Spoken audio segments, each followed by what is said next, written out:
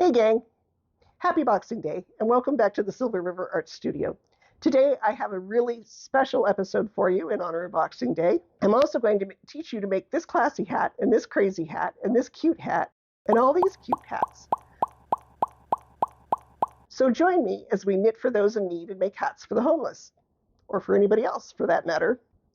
First, a word about the word for hats. Some people call them a ski hat, some people call them a beanie, but a Canadian calls them a toque. The word toque has nothing at all to do with the number 2, although you could have a toque with 2 toques. It's actually from the French. It is spelled T-O-U-Q-U-E. So back to another Canadianism. What the heck is Boxing Day and why do we celebrate it? For starters, for those of you not living in Canada, the UK, and the many Commonwealth countries that celebrate it, Boxing Day falls on the day after Christmas, December 26th, and has nothing at all to do with the sport of boxing. The origins of Boxing Day are a little obscure, though it doesn't seem to have much to do with this kind of a box either. It seems to go back to the Middle Ages and has been celebrated as an official holiday since Victorian times. It also has to do with my favorite Christmas carol.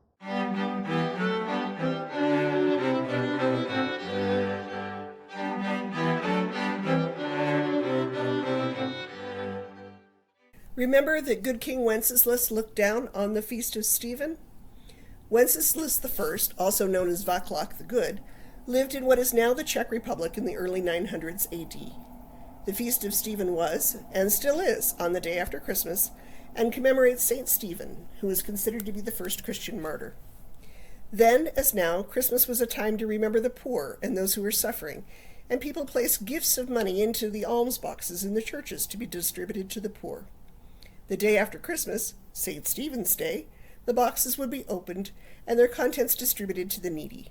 In Victorian times, the wealthy would give their servants the day off and send them home to their families with leftovers and hand-me-down clothing, just as King Wenceslas did. The carol was actually written in 1853.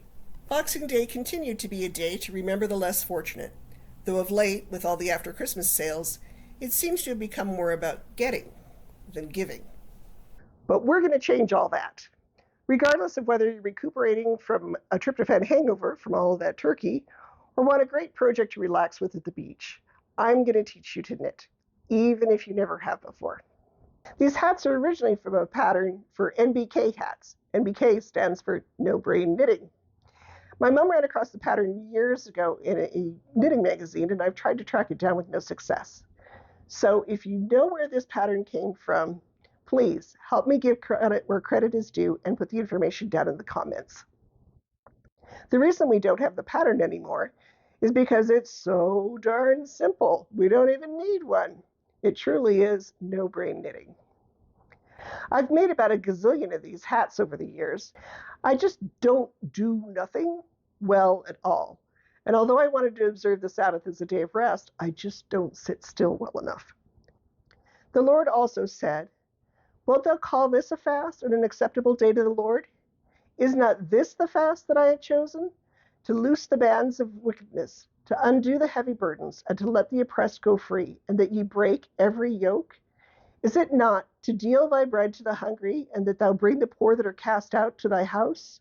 When thou seest the naked, that thou cover him?" So I decided that if I was going to keep my hands busy on Sunday, I was going to do it for a good cause, and this is one of the ways that I do it. I knit hats for those who need them. So let's see what we're going to need to help those in need. Super simple. You're going to need yarn, I recommend acrylic, and you're going to need a 16-inch circular knitting needle, and you're only going to need one stitch. If you were already a knitter, you may want some markers and a set of double-pointed needles, but only if you have them on hand. I have designed this tutorial for absolute beginners, so if you already have some experience knitting, you can jump ahead in the timestamps below. If you're just getting started, let's start by talking about yarn, since the size of your yarn determines the size of your needle. For this project, I recommend using what is called worsted weight yarn. This is probably what you think of when you think of yarn. I would recommend that you choose an acrylic yarn for your project, especially if you're making it for someone you don't know, since some people are allergic to wool. Acrylic is warm, durable, and washable. I like to choose a bright, cheerful color, but I also want to be practical. That's why I go with this variegated yarn from Red Heart and then use black for the brim and the top. It will go with lots of things. After all, just because you've lost your home doesn't mean you've lost your sense of style. On the wrapper on every ball of yarn is a little diagram that shows you what size crochet hook or knitting needle you need for your project, and it also has a little picture of a skein of yarn with a number in it. The lowest numbers are the thinnest yarns, and the highest numbers are the thickest. We are looking for a number 4 yarn. So now let's talk about knitting needles. When you think of knitting needles, you probably think of these, traditional needles. They're fine for some projects, but not for this one. For this one, we'll be using these, circular needles. Circular needles are much superior to traditional needles. For one thing, if you're knitting in an armchair or recliner, you don't keep banging them on the arms of the chair all the time, which gets uncomfortable because you wind up punching your shoulders, so they don't. But that's not a problem with circular needles. For another, if you're knitting something large or using heavy yarn, your hands get really tired from holding up all that weight. With circular needles, most of that weight rests in your lap. And though you can't knit something in a circle on straight needles, you can knit straight back and forth on circular needles, so they work for a lot more projects. And finally, if you have one of these around the house, you don't want it attached to the end of your needles all the time. Don't worry, they'll still play with the yarn, so they won't die of boredom. So, what size needle do you need?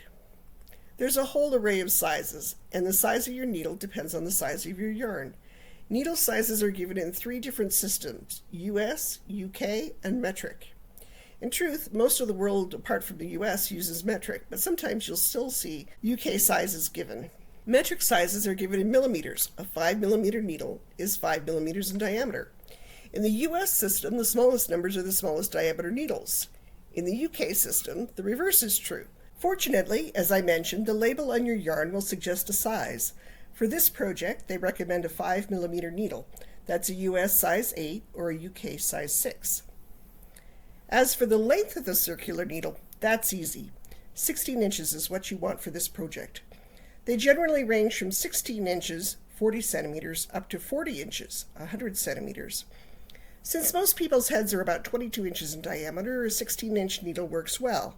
You can squinch the stitches up a bit, no harm. It's easier to work with a circular needle that's a little bit shorter than your project than the one that is too long, especially if you're knitting in the round, as we will be. So what brand of needle?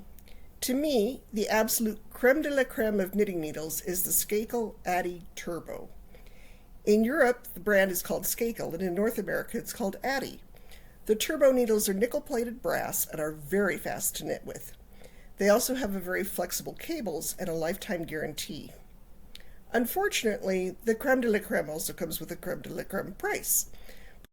As I was preparing this tutorial, I hopped online just to do some price checks, and actually it looks like Addies have come down a little bit in price, so if you can find them on sale and it fits your budget, then by all means go ahead and start with those. But if you get hooked on knitting, you may ultimately choose to get hooked on Addies. Fortunately, you don't have to have the creme de la creme to have a good needle. Before I discovered Addies, I used a couple of different brands, including Boye. Boye also still makes my favorite crochet hooks, so it's a good company. As I was preparing for this tutorial, I went online to see what there was out there in terms of affordable needles, and I found this set of interchangeable needles from Boye. It is about the same price as a single 16-inch circular needle and has 2 different cord lengths, 16 inches and 24 inches, and 4 of the most common needle sizes. You just screw the needles onto the cord and away you go. Interchangeable needles are a fairly new thing on the knitting scene, and they avoid the perennial problem with circular needles, needle spaghetti. I ordered a set of the Boye interchangeable needles specifically for this project, and they're what you'll see me using today. I wanted to test drive them for you. There are a few more things that you'll need for this project, and a few things that are nice, but not strictly necessary. The first thing you will need is some markers. You can make these out of something that you have at home if you don't have the real thing. Once we get to the crown of the hat, we will use these to mark where we need to decrease, so we don't have to keep counting. I use these markers, also made by Boye. I like that they come in different colors. For instance, I can use the turquoise ones to mark the places I want to decrease, and the yellow or purple one to show where I start another round of stitches. I also like that they open up, so if I accidentally drop one and don't notice it for a couple of minutes, it's easy to slip it back into place. Another option that you might have around if you're a crafter are these little plastic rings. You can use them in the same way and just put a dab of nail polish on or wrap some thread around one of the rings to mark the end of your round. My mom used to wrap red thread around the ones that mark the end of her round. You'll need 10 plain white ones and one you've marked with color. Something else you might have around the house is colored paper clips, like this one. They aren't quite as convenient because they can get snagged on the yarn, but for a beginner project they'll be fine. Make sure you use plastic ones or ones with a plastic coating. You don't want to scratch your needles. Again, you'll need 10 plus one that is different. The final option is just to use some loops of yarn or embroidery thread in different colors. The only snag with these is that you might accidentally knit them into your project. On the other hand, if you do, you can just cut them out with a pair of scissors, so no big deal. Same thing, you need 10 plus 1. If you're already a knitter, you may have a set of double-pointed needles, so you'll want those as well. If you aren't already a knitter, but destined soon to be, double-pointed needles aren't the same as circular needles, even though circular needles technically have 2 points. They can be a little fussy to use, and it's an extra expense you may not want to incur for your first project. Some people love double-pointed needles. Maybe I'm too uncoordinated or something, but I always dread that part of the project. Fortunately, Addie has come out with a new twist on the double-pointed needle. It's kind of a hybrid of the normal straight double-pointed needle and a miniature circular needle. They're called Flexiflips. I love them, but they're pretty pricey, so I just have them in this size that I use for knitting toques, since I do a lot of them. Otherwise, I just use my double points. The last 2 items that you're going to need is a pair of scissors, any pair will do, and a tapestry needle with an eye that's large enough to accommodate the size of your yarn. Before we start, just a couple of quick tips for following any YouTube tutorial, plus an extra hint for my lefty friends. If you're following a video and the instructions are going too fast or too slow, it's really easy to speed them up or slow them down. You can even change the speed at different times in the same video. The first step is to go down to the settings gear in the bottom right-hand corner of your YouTube screen. Click on that and then click on playback speed in the menu. It will give you a number of speed options to go faster or slower. You can also click custom in the upper right-hand corner, and then you can use the slider to pick your own speed.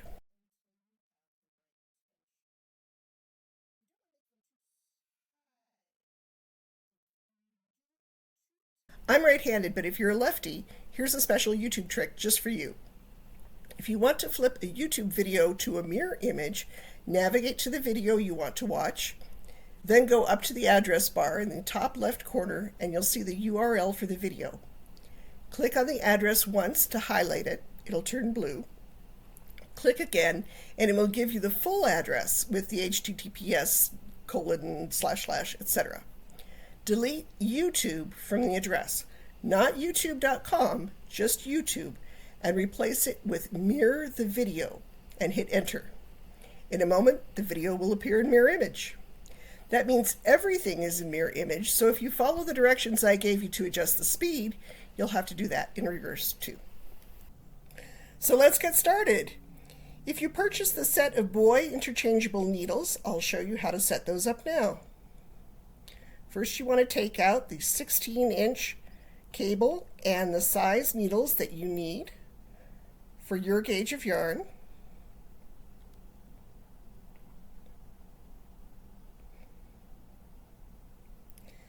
Then you simply screw the needles onto the ends of the cable.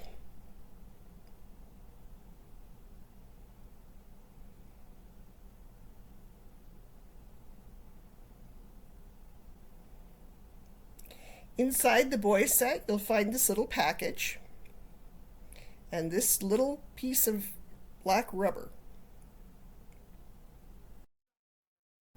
Inside the package, you'll find these little red discs. Those are to screw onto the end of your cables if you're working on multiple projects. There's a spare end to one of the cables in case you need to replace it. And there's this little loop of wire.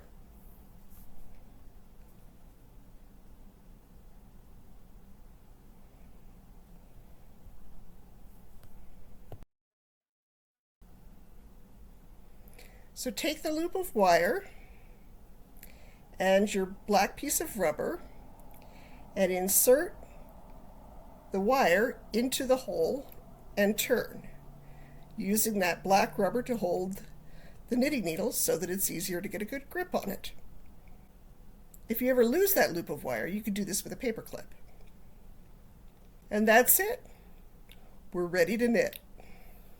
This is the yarn that I'm going to use today. It's by Lion Brand. I've used their yarns for several projects and have always been pleased with the results. I'm using this yarn today for a couple of reasons. In part, because it will be much easier to see what I'm doing if I use this rather than my usual black. The other reason is that it is for my father, who is not a bright multicolored stripes kind of guy. He is, however, the person on my list for whom it is virtually impossible to select gifts. We all have one of those. So when I was working on a toque and he said, "You could make me one of those," I figured, bingo! He also said that his current toque didn't cover the bottom half of his ears, so I'm making this a little longer than usual. That is one of the other reasons why I like this pattern. You can wear it with the brim rolled up for a jaunty look, or when it's really cold, you can roll it down and keep your ears warm. Start out by doing a slip knot. So I go around my finger and then I tuck the yarn through and pull it tight. And there we go. Okay, I'm going to show you that one more time. Around the finger, through, and pull it tight.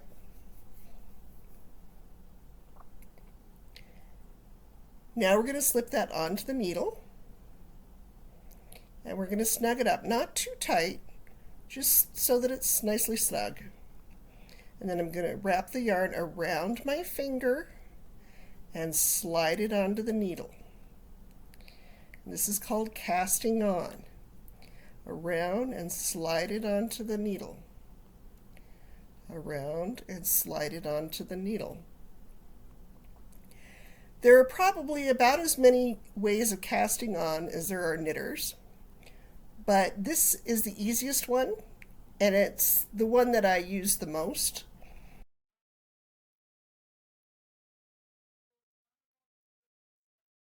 Now look at how those stitches can spread out. You can get about a yarn's width or so of space between each of those stitches, and that's just about right. You don't want them too tight because it'll make it too hard to knit later on. So just keep going. And we're going to do 88 of these. So we'll cast on 88, and I'll see you again when we're done. And we're just about there. We're just going to count the stitches. And you may remember the old carpenter saying about measure twice, cut once. Well, in knitting, it's count twice, knit once. Now we come to an important stage. And it may seem very minor, but trust me, it's not. And that is turning the yarn around to make sure that you're not twisted on your needles. So as we stretch this out, just make sure that it doesn't turn on you. And I always try and turn it so the bottom of those cast-on stitches is towards the center. And then I can check it and make sure that it's not twisted. And it's ready to go. The step of making sure that it's not twisted only applies if you're knitting in the round. If you're knitting straight back and forth, then you can compensate as you go along. But once you've done it here, there's no way out other than to go back. So now I'm just spreading out my yarn evenly around my needles so that I'm ready to go. There are two different styles of knitting, the English method and the Continental method. I'm going to show you the English method first, which is the way I first learned to knit, and it's the easiest way to get a handle on it. Then I'll show you the Continental method, and you can choose which one you want to use. You've probably heard the term knit, purl, as in knit 1, purl 1, or knit 2, purl 2. Knit and purl are two different stitches, not different styles of knitting. But I promised you that we'd only need to learn one stitch. That's the beauty of this project. We're going to knit all the way. Now what I'm going to do is I'm going to stick the tip of my needle in behind that first loop And then I'm going to swing the yarn around and then pull it through with the tip of the needle. And then slide it off. So let's do that again. Push it through, wrap it around, tuck the yarn through, and slide it off. So push it through, wrap the yarn around, slide it off, push it through, wrap the yarn around, slide it off.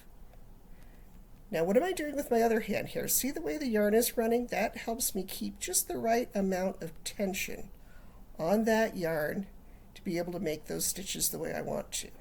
If you remember how we kept the tension on the cast on row, remember that we wanted a little space left between the stitches, and that's about the tension that you want here as well. If it seems like this is going too fast, remember those tips and tricks that I just showed you so that you can slow it down to whatever pace you're comfortable with. And then you just keep scooting those stitches over a little bit. The first row where you're knitting into that cast on is always the hardest because you really don't have that much to grab hold of. As you go along, you'll have more to hang on to and it'll become easier. Remember how at the beginning we made sure that none of our stitches were twisted in our cast on row. So just make sure that as you're knitting along, you don't wind up twisting those stitches.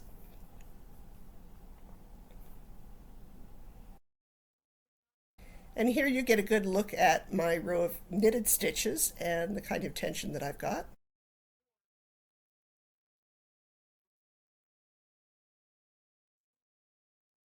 If your cast on stitch slides off the needle before you've got it knit, that's fine. Don't worry, it's not a problem. I'm going to drop one right here.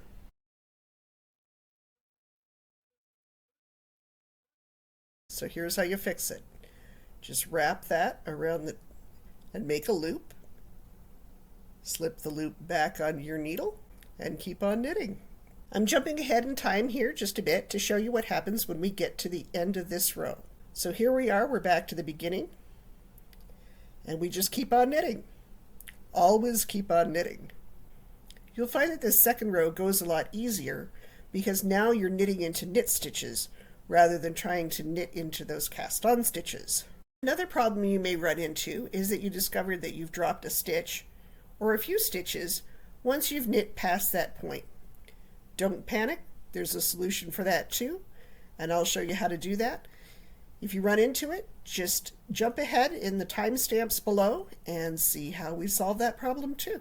I mentioned that I was going to teach you to knit Continental style, and so I would like you to keep knitting in the English style until you feel really comfortable with it. And then when you get to the end of the row, just turn the video back on again and I'll show you how to knit Continental.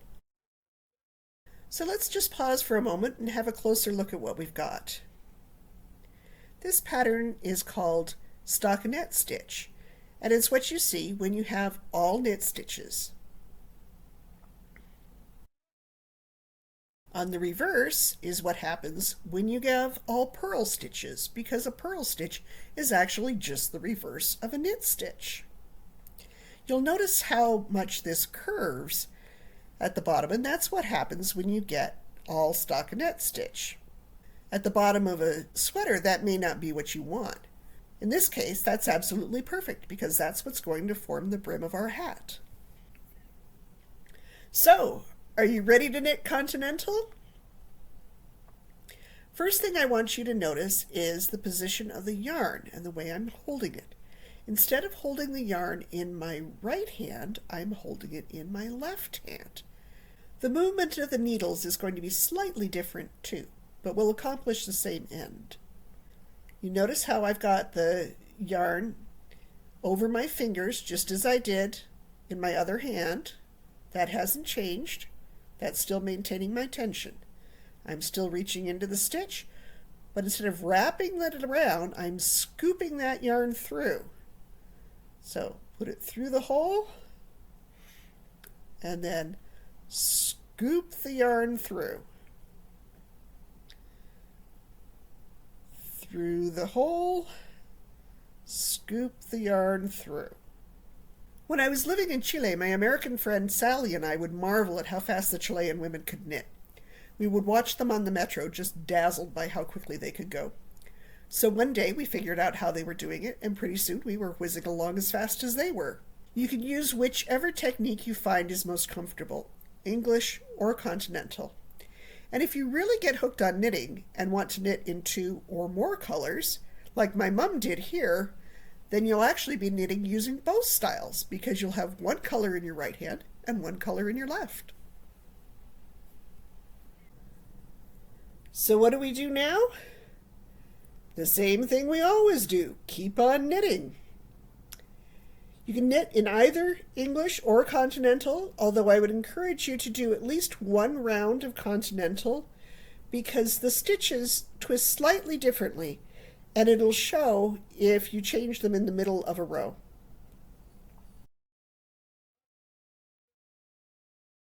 So we've made considerable progress here. You can see how that rolling, because of the stockinette stitch, has formed the brim, and once it gets long enough, it begins to straighten itself out. Speaking of straightening things out, what do you do when you discover you've dropped a stitch?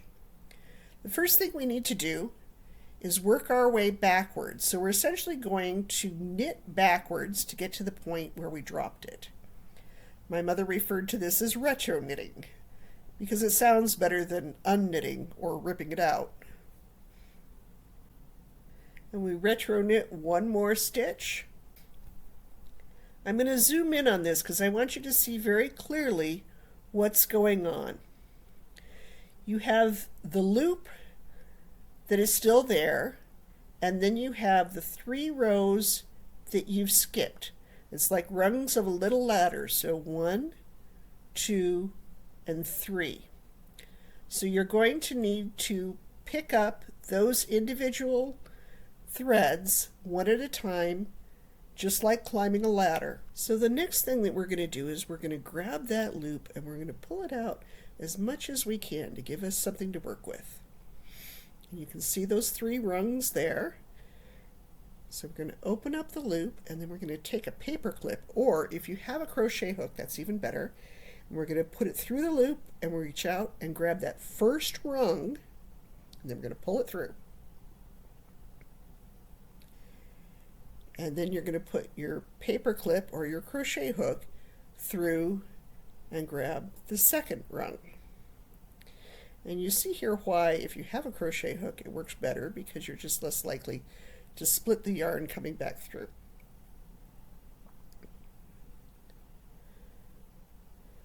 So here we take the crochet hook and we do exactly the same thing. Open up our loop, and then we reach through, grab a rung, and then put it back through, and grab the next rung, and then we pull it and we put it back on our needle. And then you can probably guess what we do. We keep on knitting. So how long do you keep on knitting for? That's easy, until you lay the hat out on your hand and it runs from the tip of your longest finger down to the base of your hand. In that case, it's ready to go. If you are petite and have small hands, unless you're making the hat for yourself, you might want to be a little bit more generous and add a couple more rows. Once you get to that point, you want to make sure you're at the beginning of the row. So you'll need to unroll the brim at the bottom, find that little tail, and then trace it all the way up and make sure you're at the beginning of the row. Now we're going to start adding markers. So I'm adding a purple marker, or you can use a colored marker, whatever the one is that shows that you're at the beginning of the row. Slip that on there, and then we want to do 8 stitches. Once we've got our 8 stitches on there, then we're going to add another marker, and this is going to be the other color. So this will be the color that all of those other markers will be. So they're white or whatever color yarn you used, all the way around until we get back to our first marker. So here we are back to the beginning of the row, and we're just going to slip that right over onto the other needle, and then we're going to do 6 stitches.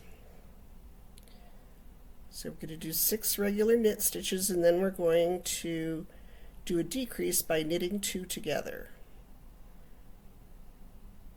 So now we've got 2 stitches that are left before the marker, and so we're going to knit the 2 of them together just like we were doing 1 stitch, but instead of putting the needle through behind 1 stitch, we will put it behind 2, and then we pull that through. I'm going to show you that again in slow motion. And the principle is the same whether you're doing continental or English style knitting. I'll show you the English style in just a moment.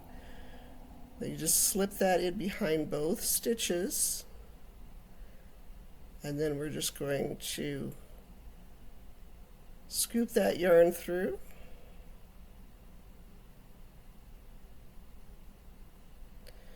And now we only have 7 stitches between our markers instead of 8. Then we keep going until we've got 6 more stitches, and then we'll knit 2 together again.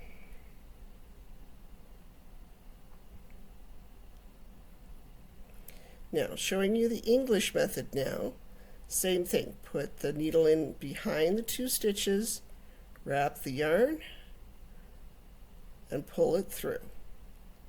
So we're going to keep doing that all the way around to the beginning again. Every time you come to a marker, leave 2 stitches on just before the marker, and then knit the 2 together.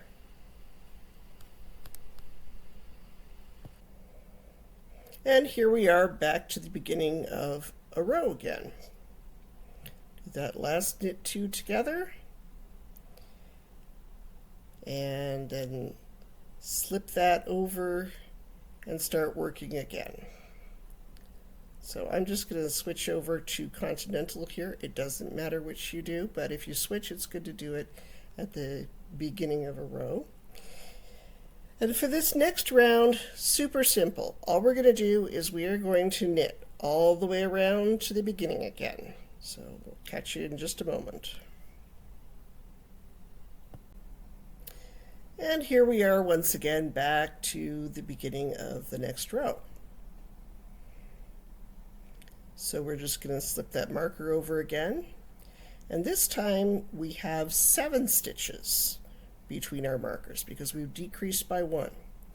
So we're going to do the same thing again, only this time we're going to knit 5, and then when we get to those last 2 stitches before the next marker, we are going to knit those 2 together.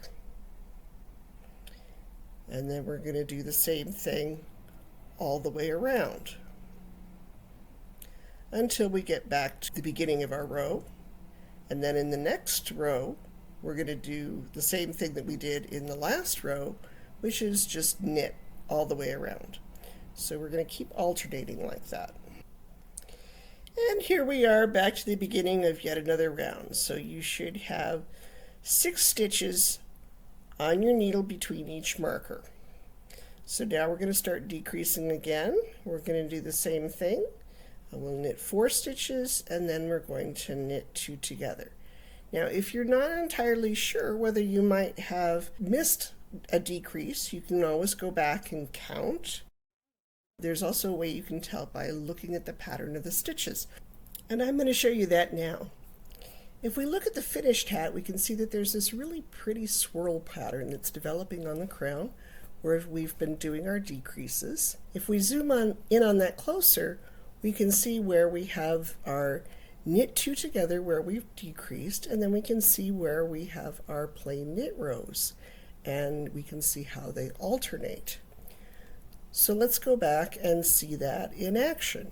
Here I am finishing up the row where I'm doing plain knitting. So on the left hand side I have the part that I haven't worked yet where I have a decrease, and then on the right hand side I have the decrease where I've also put the knit stitch through. So let's look at that. Have a closer look, and you can see on the left hand side where it's just a decrease that there's this angle and where the 2 stitches overlap. Over here on the right hand side, you can see that we still have that angled overlap, but then we have another stitch that has gone through that. So that's how you can go back and look and see whether or not there was actually a decrease, or if you were doing a regular knit. And so if you set your knitting down and pick it up again, you'll be able to figure out where you left off. The other thing that you're going to run up against as you continue to decrease is that your stitches are going to be stretched out around your needle quite far, and it begins to become difficult to knit. So the way to solve that problem is to take a hold of the cable where it's flexible and just pull it through the stitches a bit, and that will solve the problem. You can continue knitting. If you purchase the Boye interchangeable needle set, then this would be a good time to actually switch over to those 24-inch cables, because sometimes they are a little bit easier to work with this technique. And I also found that those 24-inch cables were a little bit more flexible than the 16s. But I'm not going to do that here because I recognize that not everyone has that same set. If you're an experienced knitter, then this is the point at which you would switch over to knitting on either double-pointed needles or flexiflips. As you progress further, you will need to switch over to using 2 loops like I have here. You may worry that some of your stitches are getting really stretched out here. That's fine. That's one of the wonders of knitting, is that it'll just work itself back into place once you've got everything finished. And I realize that it can be a little frustrating at this stage. Keep on knitting. And we're going to continue this pattern of knitting 2 together to decrease before each marker on one row, and then knit 1 row with no decreases. And we're going to continue that until we have just 11 stitches left on our needles. That means that each one of those sections will have gone from 8 stitches per section to 1 stitch per section. And by this time I've dropped off all of those other markers. I'm just keeping the one that marks the beginning of my row. I don't need the others. So I'm just finishing up my last row, so I'm getting rid of that marker because I don't need it anymore. And I'm going to do what's called casting off. And so we'll zoom in for that, and I'll show you how to do that. So the first thing that we're going to do is we are going to take that working stitch, the stitch that's on our right hand needle, and we're going to slip it over onto the left hand needle. And then we're going to work all the stitches around onto our left hand needle. So we want all of our stitches on that left hand needle starting from the right with that one that we've been working with, and then no stitches on your right hand needle. And then what we're going to do is we are going to stick the needle behind the second stitch from the right and lift it up over that furthest right stitch. And then we're just going to do that again. And we're going to do that again. And we're going to do that all the way around. All we need to do now is grab a pair of scissors, and we're going to cut that piece of yarn off with a little bit of a tail. And then we're going to take that tail and we are going to feed it back through that last loop, and that'll prevent that loop from unraveling and our whole hat from unraveling. So pull that as tight as you can, and then we're going to take a tapestry needle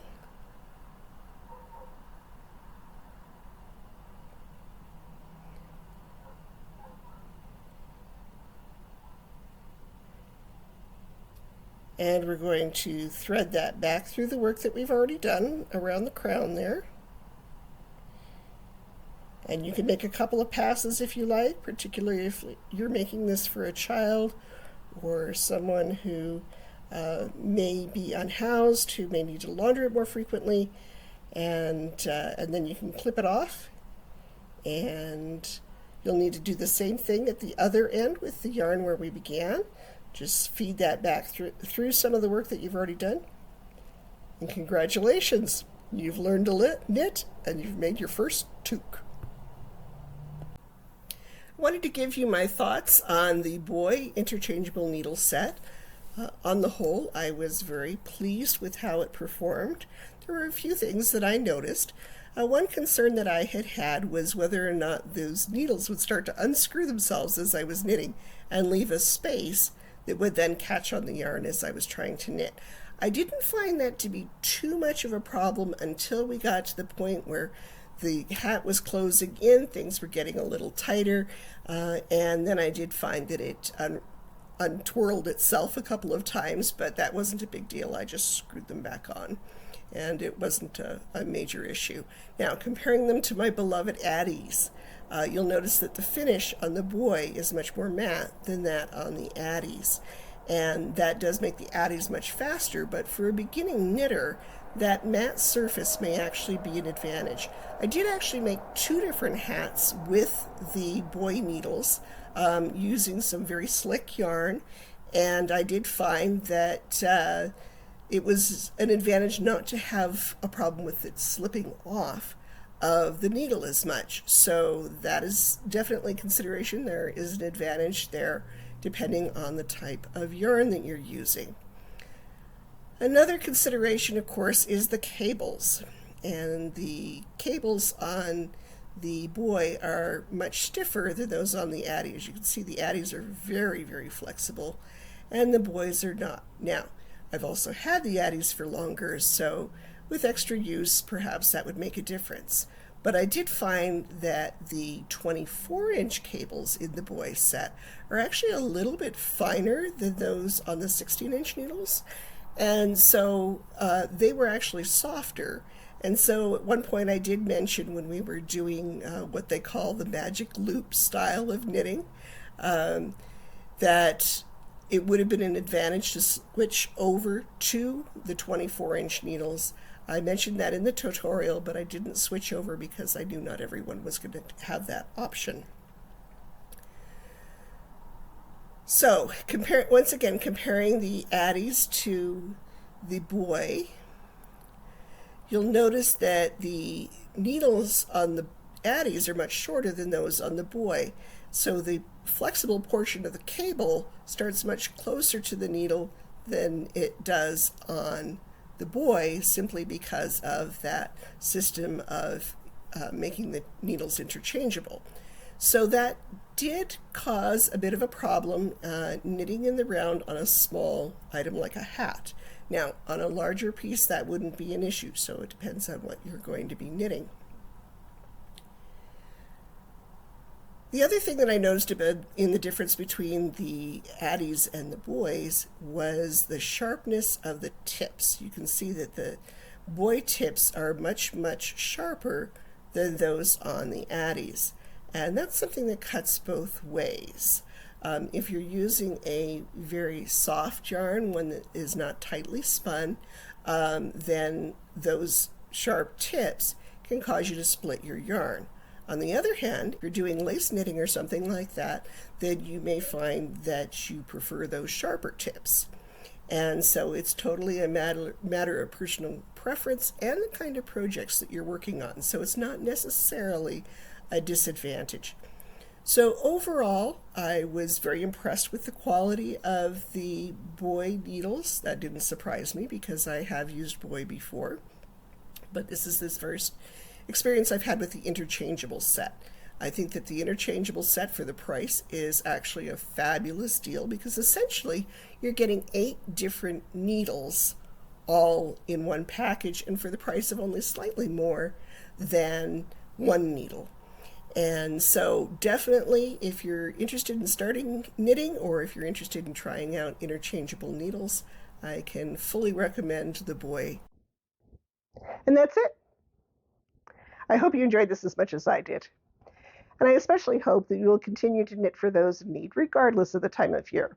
And when you do, I hope that you'll post a picture of your project to Instagram with the hashtag Hats for the Homeless. I'd love to feature them in a future video. If you're new to knitting, I hope you are now thoroughly hooked. And please leave any questions that you may have down in the comments field down below. And as always, please like, comment, and subscribe.